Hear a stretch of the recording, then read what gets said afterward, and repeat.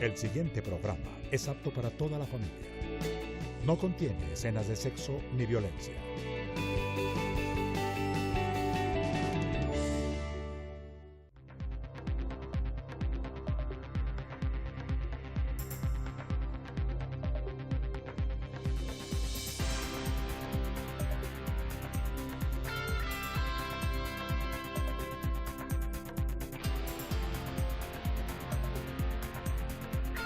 Buenos días, mi nombre es Mario Morales, defensor del televidente del Canal 1. Bienvenidos a Uno TV, el espacio de todos los televidentes de este canal. Uno TV es el altoparlante para sus inquietudes, dudas y reclamos. Aquí estamos para escucharlos.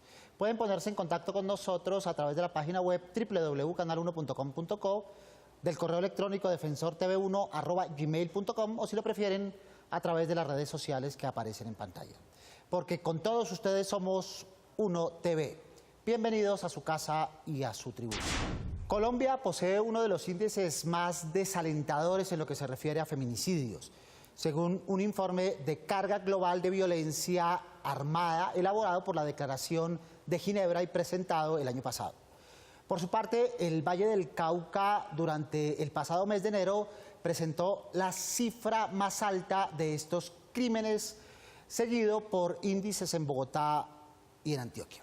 Para hablar de estos temas nos acompaña hoy Alejandra Borrero. Ustedes la conocen. Alejandra es licenciada en Artes Dramáticas de la Universidad del Valle, es reconocida actriz, directora de teatro, cine, televisión, es gestora cultural, defensora de los derechos de las mujeres y a lo largo de su vida se ha destacado no solo como profesional, sino por su gran sentido social y trabajo por su género. Desde hace 10 años adelanta proyectos en contra de la violencia sexual y en 2009 lanzó con mucho éxito la campaña Ni con el pétalo de una rosa por una ciudad y un país sin violencia contra las mujeres y las niñas. Alejandra, bienvenida a Uno TV. Muchas gracias. Un gusto tenerte aquí. Te invito a que escuchemos a los televidentes a quienes salimos a consultar para preguntarles si algún tipo de violencia se justifica incluso por amor con las mujeres. Veamos qué respondemos. Ningún tipo de violencia. Pienso que ningún tipo de violencia a la mujer lo justifica nada, porque la mujer debe ser respetada en cualquiera de los casos, en cualquiera de los escenarios. No hay ningún tipo de violencia. ¿Por qué? Porque es que la violencia no es fundamental para que se haga algo contra la mujer. La mujer es lo más bello que existe en la naturaleza. Lo tienen claro. Hombres, mujeres, pero especialmente las mujeres, ¿no? Sí, sí, por supuesto que sí. Y es que no hay nada que justifique la violencia contra las mujeres. Nada. De alguna manera justificamos la violencia porque las mujeres no son lo que los hombres esperan que seamos. Los estereotipos nos hacen muchísimo daño y de alguna manera validamos el hecho de que una mujer merece violencia si no está dentro del estereotipo de mujer que los hombres colombianos quieren. ¿Ese estereotipo cuál es? ¿Cómo lo pudiéramos caracterizar? Pues los estereotipos, por ejemplo, de las mujeres. Las mujeres debemos ser sumisas, debemos ser comprensivas, tiernas, maternales, debemos tener pocos deseos sexuales, por ejemplo. Esto es un estereotipo. Los hombres, en cambio, deben ser fuertes, violentos, deben tener muchos deseos sexuales, irreprimibles, etcétera, etcétera. Y eso genera, pues, por supuesto, una desigualdad, pero no solamente eso, sino que genera el hecho de que en Colombia cada 3 días una mujer es asesinada por su pareja, que en Colombia cada 3 días, y este tema de feminicidio, por ejemplo, que es cada día más complejo, habla exactamente de eso, de que no hay tolerancia hacia las mujeres que son como quieren ser. Y como les parece que las mujeres tenemos derecho a ser como nos parezca. No importa que tú quieras o uses minifalda o seas mostrona o no mostrona, las mujeres tenemos derecho a ser como somos. Comenzando el año se hablaba de 1000 feminicidios y tú traes a colación la situación de riesgo que hay por lo menos en unas 1.200 personas en el país de ser víctimas de este Sí, delito? Medicina Legal acaba de lanzar una estadística pavorosa que habla de 1.269 mujeres que están a punto de ser asesinadas, no en un riesgo medio ni en un riesgo bajo, a punto de ser asesinadas, mujeres por las que nadie va a hacer nada y que son parte de la estadística de cada 3 días una mujer es asesinada por su pareja o su expareja.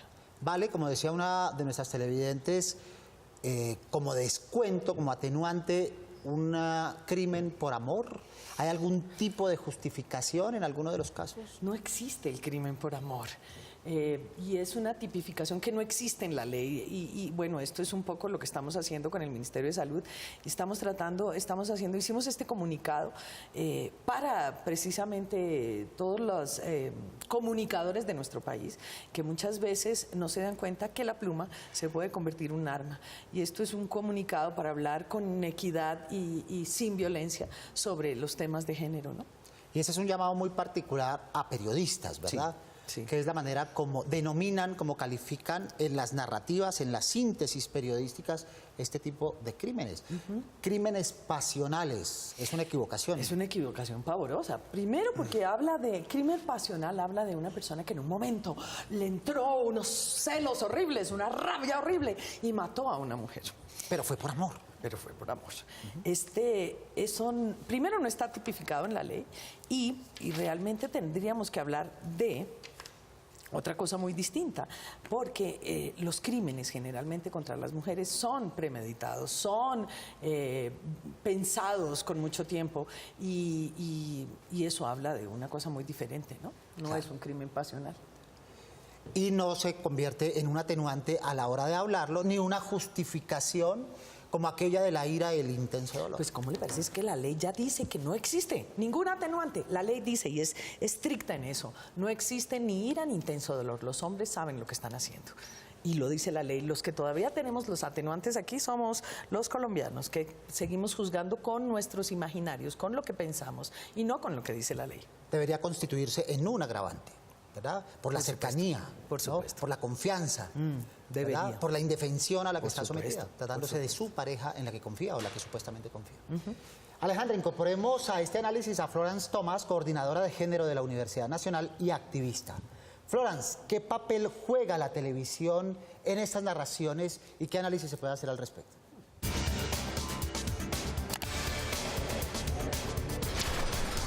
La televisión tiene una inmensa responsabilidad y a veces da rabia que no se dé cuenta. A veces mire, les voy a decir algo, a veces me pregunto, las facultades de comunicación social están llenas de mujeres y yo me pregunto a veces, ¿qué hacen estas mujeres después? ¿Dónde están? ¿Por qué no han...?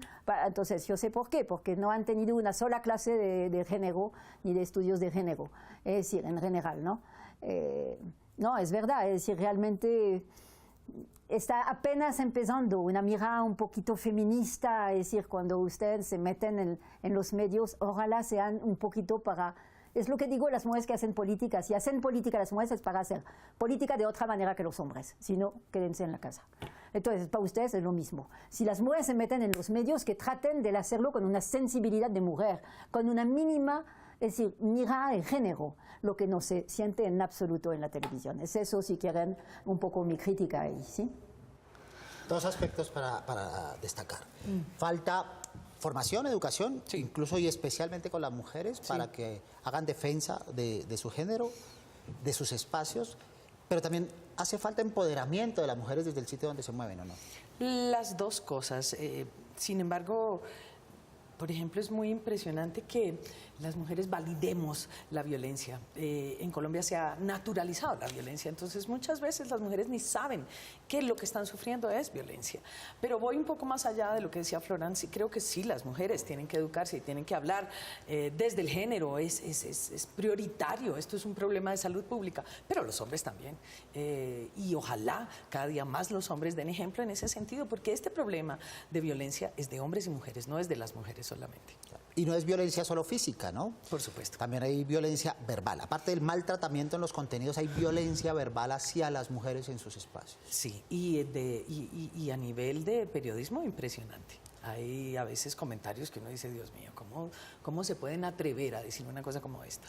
Así que realmente el periodista tiene un poder inmenso en el país y tenemos que desarticular la guerra desde el vocabulario.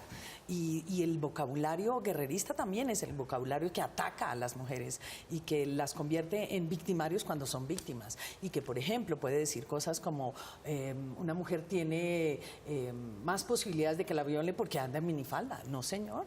Es sencillamente un derecho de las mujeres y ese tipo de ideas hace que un hombre que ve a una mujer en minifalda piense que la puede violar.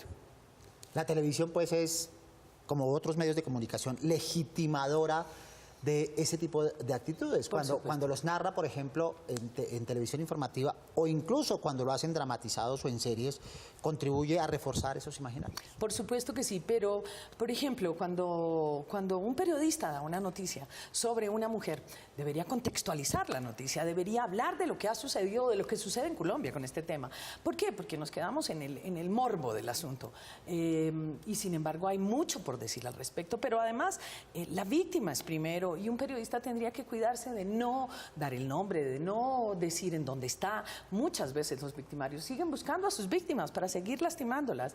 En casos de ácido, te quiero decir, lo que me han dicho es que ha subido un 300% desde que los periodistas hablan sobre estos temas. ¿Por qué? Porque en vez de decirle a una mujer qué tiene que hacer en caso de que le tiren ácido encima, que es algo que es increíble, le he preguntado a muchas mujeres y casi ninguna sabe, y es ponerse en una ducha, ponerse en agua corriente, que le caiga agua en la cara, no tocarse, pero ese tipo de cosas no las dicen y sí hablan de qué tipo de elementos se usan, cómo se combinan, dónde se consiguen, etcétera, etcétera. Muy bien, Alejandra, veamos qué opinan nuestros televidentes que son parte central en nuestro espacio.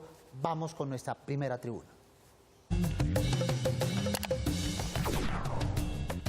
Estoy pues en contra de lo que se viene presentando actualmente, tanto en novelas por el valor que le dan a la mujer, siempre haciéndola caer como lo que no es, ¿sí? Que se venden, que no tienen la capacidad de salir adelante por su misma capacidad profesional o personal. Siempre es que se tengan que vender al mejor postor, de eso pues no enseñan y no muestra el valor real de la mujer. De manera repetitiva, ese arquetipo se ha vendido en los dramatizados nacionales. Por supuesto. La mujer es indefensa, pobrecita, y para sobresalir tiene que valerse de su cuerpo, convirtiéndola, entre comillas, en una mujer trepadora como única opción para surgir. Ese estereotipo hace mucho daño en la narrativa. Por supuesto, hemos convertido a la mujer en un objeto. Es más, he oído y he visto de empresas hablar de que en Colombia tenemos cosas maravillosas, las esmeraldas y las mujeres. Las mujeres no somos ninguna cosa, las mujeres somos seres humanos y nosotros vendemos la belleza de las mujeres colombianas. Eso es discriminar a las mujeres. Las mujeres no somos solamente bonitas, somos divinas, pero no somos solamente eso.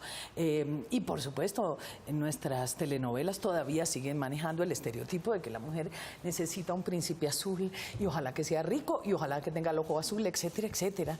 En vez de empezar a hablar de realmente las problemáticas reales de las mujeres. Es por eso que, por ejemplo, novelas como El último matrimonio feliz tuvo tanto éxito y acompañó a tantas mujeres porque hablaba de lo que vivimos las mujeres en el día a día de Colombia. Ese problema de los relatos está incrustado incluso desde los relatos infantiles, ¿no? Por supuesto. Esa construcción desde las primeras historias que escuchamos hombres y mujeres y que de alguna manera ayudan a replicar o por lo menos a sentir que es normal que se repliquen ese tipo de comportamientos. Por supuesto, los cuentos infantiles están apuntalándonos a las mujeres todas estas ideas. Por ejemplo, la Caperucita Roja y el hecho de que el lobo feroz se la podía comer. ¿Qué nos está diciendo la Caperucita Roja? La Caperucita Roja fue la primera niña abusada sexualmente. El lobo feroz es algo que nos dicen desde chiquitas, ojo, te pones una Caperucita Roja, te pones bonita y mira lo que te puede pasar, te come el lobo feroz. Y nos lo van contando desde chiquitas. Objeto de deseo. Alejandra, veíamos hace poco una campaña de responsabilidad social donde una mujer golpeada hablaba por teléfono y decía lo maravilloso que la trataba su pareja y luego veíamos su rostro golpeado por su compañero sentimental. Hay mecanismos de visibilización de la violencia hacia las mujeres en los medios que contradigan un poco estas paradojas? Lastimosamente no. Lastimosamente lo único que existe para habilitar una violencia es un acto tan violento que todo el mundo lo tiene que comentar, pero de resto no existen. Y de alguna manera las mujeres naturalizamos el tema y pensamos, muchas veces una mujer piensa que merece el castigo. Y esto sucede por una serie de actitudes que van haciendo sentir a la mujer que merece el castigo. Por ejemplo, celarla, la indiferencia, descalificarla. Todas estas cosas hacen que una mujer sienta cada vez menos autoestima y sienta cada vez que merece el castigo que está recibiendo. ¿Cómo romper ese círculo de temor de una mujer que está rodeada de amenazas, de golpes, de violencia, y no se atreve a denunciarlo, bien porque esté convencida que para ella es normal o bien por físico temor? Pues el miedo es posiblemente una de las cosas que impide a muchas mujeres tomar acción sobre estos temas, pero especialmente porque el ciclo de la violencia tiene unos ingredientes muy dolorosos para la mujer. Después de un acto o de un momento violento, viene el perdón, no lo vuelvo a hacer, y esto hace que una mujer eche para atrás y que crea que de alguna manera lo puede resolver solo y que cree sola y que crea que no va a suceder. Les quiero decir que va a volver a suceder y que no hay nada que puedan hacer, que necesitan ayuda profesional. ¿Y los hijos? ¿El pretexto de los hijos? El pretexto de los hijos es horroroso, porque un hijo que crece oyendo y sintiendo que su madre es violentada todos los días va a replicar ese tipo de actitudes con las otras mujeres, así que no están haciendo absolutamente nada bueno. Y además si lo ve en televisión dice, eso pasa en todos lados, luego debemos ser así. Por supuesto. ¿Cierto? Eso corresponde a lo que somos. Te invito, Alejandra, a hacer un paréntesis en este tema central para que veamos en Uno TV, este espacio donde los televidentes tienen la palabra, lo que dicen acerca de nuestro programa en lo relativo a quejas, reclamos e inquietudes sobre nuestro canal.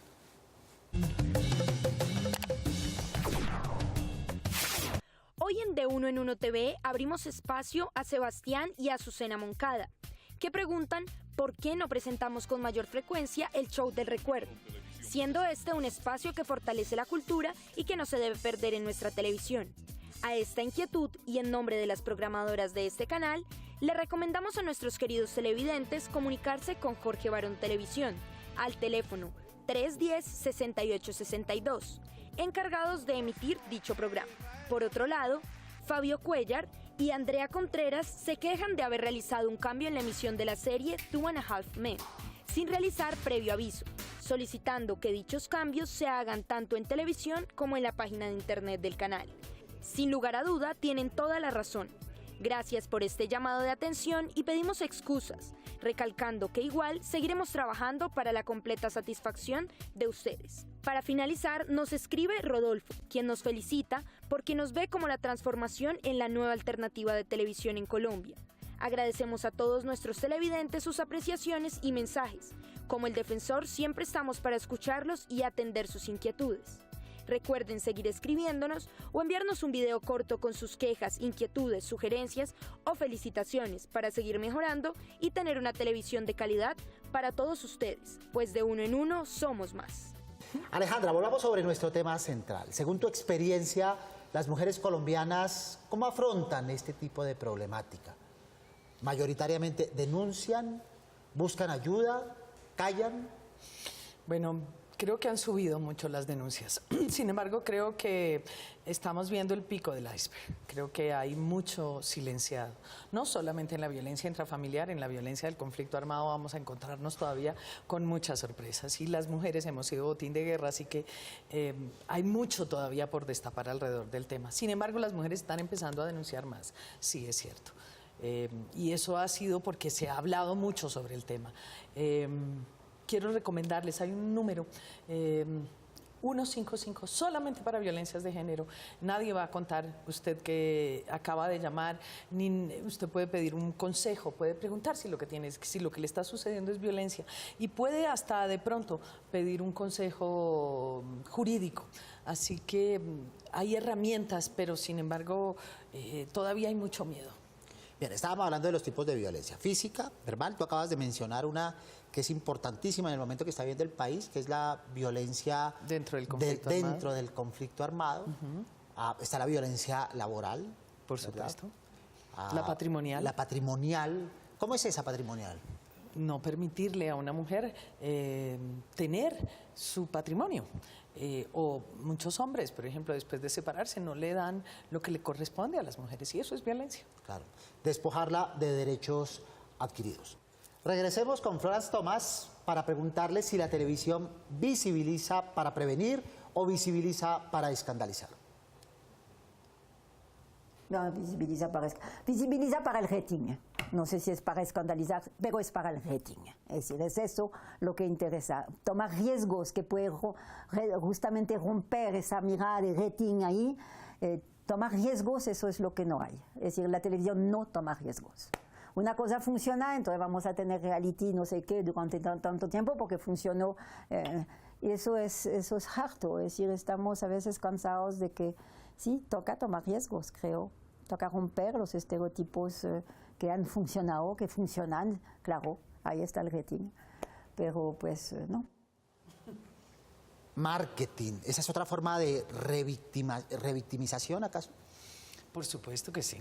Es increíble que cualquier medio que sale es un medio que sirve para victimizar a las mujeres. Estamos trabajando, por ejemplo, ahora en este momento con el MINTIC y usted viera la cantidad de violencias digitales que hay en contra de las mujeres y en contra, por supuesto, de todo el mundo, pero es muy impresionante ver que realmente cualquier medio puede servir para violentar a una mujer.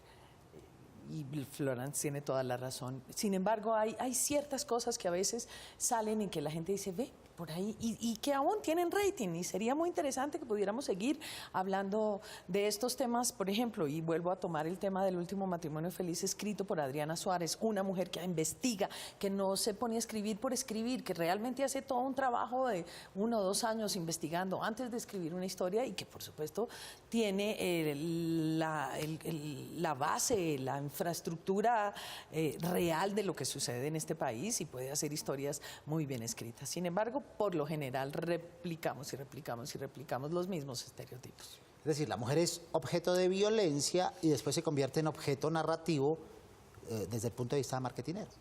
También, por supuesto. ¿No? De esa manera lo que logramos es reforzar ese tipo de narrativas. La mujer como objeto, por como supuesto. objeto, en todas sus dimensiones, no solo como objeto sexual, no solo como objeto de deseo, también como objeto narrativo, es decir, como disculpa para obtener atención de los televidentes en una cosa que sabemos que es sensible pero que no está bien contada. Exactamente. Muy bien, demos paso, Alejandra, a nuestra segunda tribuna con nuestros televidentes.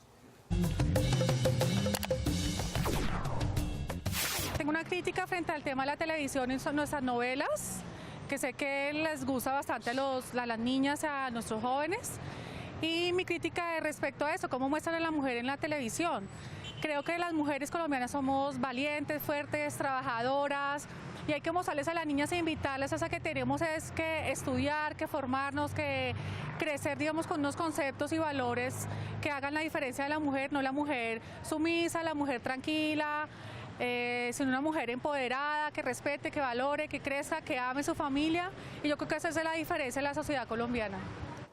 Y yo creo que vemos esa dicotomía, ¿no? En la vida real, la mujer es luchadora, es entradora, es fuerte, es responsable, pero algo pasa cuando ese imaginario llega a las pantallas televisivas, tanto en lo informativo como en lo ficcional. Sí, realmente es muy triste. Por ejemplo, cuando comenzaron los canales privados, fue muy impresionante ver que de México llegaron claramente, los protagonistas no pueden tener bigote, tienen que tener el pelo corto. Esto para hablarte de cosas obvias, pero eso generó, y por supuesto, genera una cosa horrible. Los hombres de bigote también pueden ser los galanes, entre comillas, te quiero decir.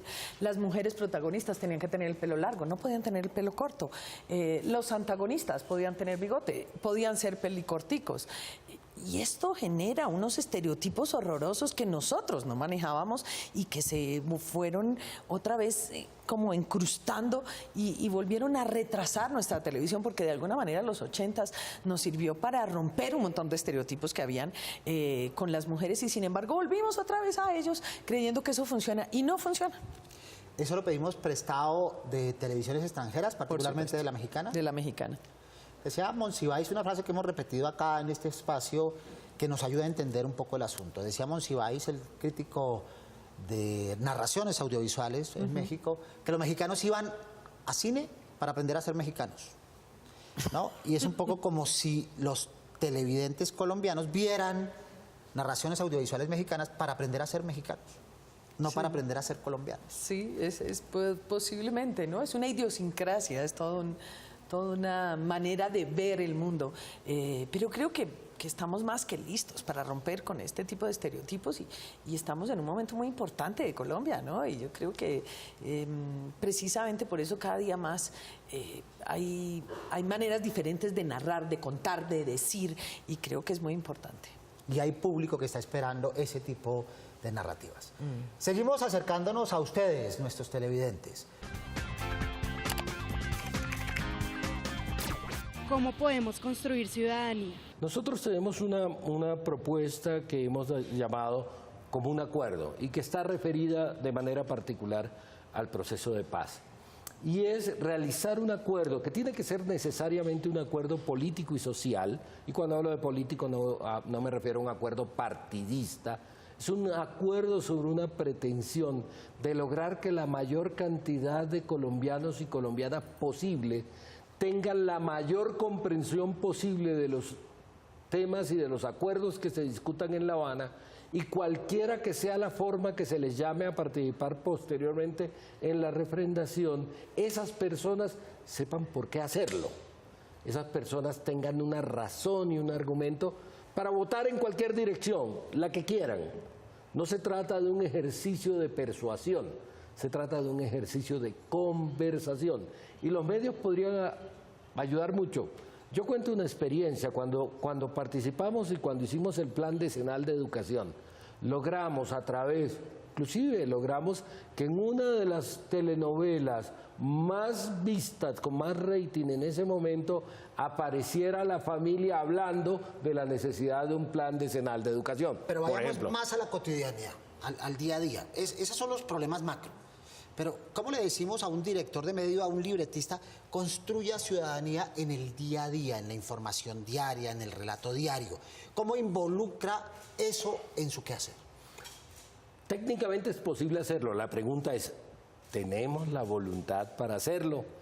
Y es un problema, desde mi perspectiva, exclusivamente de voluntad. Vamos con Daniela Hernández. ¿Qué dicen en nuestras redes sociales? Claro que sí, Mario. Hoy nos escribe María Paula Rodríguez, quien dice: una felicitación por el contenido y manejo de los temas tratados. Muchas veces se tocan temas de los cuales la mayoría no se siente cómoda hablando, y es muy importante que demos espacio a estos temas en televisión. En Instagram nos comenta André Valencia G.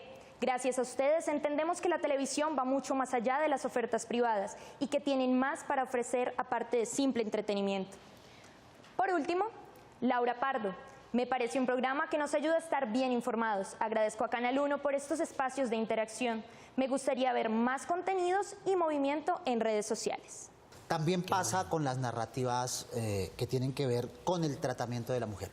Hay una cosa muy importante que quisiera tocar al cierre del programa, y es en lo que tiene que ver con la educación sexual desde temprana edad. ¿Qué piensan ustedes, los activistas? ¿Qué proponen? ¿En qué dirección están? No, pues, Dios mío, este tema del embarazo adolescente está absolutamente disparado en Colombia. Tenemos más embarazo adolescente que en México, que en Perú, que en Ecuador, lo cual habla de que en este país las niñas parece que no tuvieran sueños, parece que no tuvieran alternativas de vida y estamos cayendo en el estereotipo de pensar que las mujeres vinimos a tener hijos. Es un tema complejísimo y tiene, por supuesto, todo que ver con esto de la educación sexual. Creo que la educación sexual debería estar desde kinder.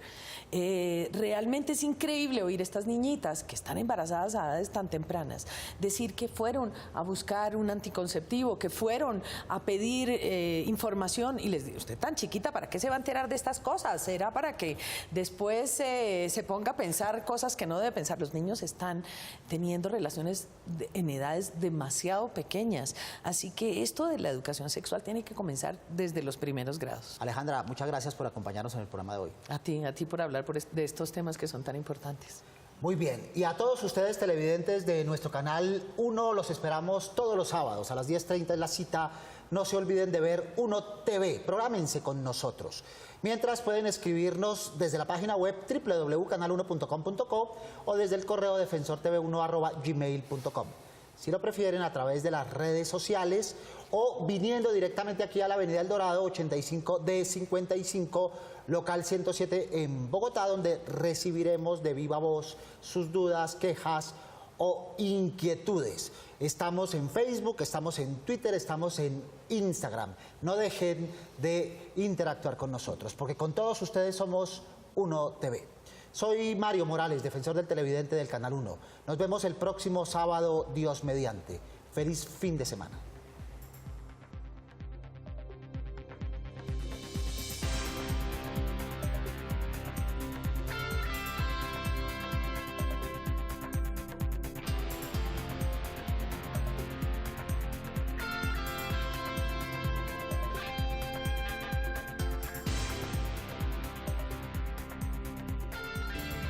El anterior programa lo presentó RTBC, Sistema de Medios Públicos, con el auspicio de la Autoridad Nacional de Televisión, ANTV.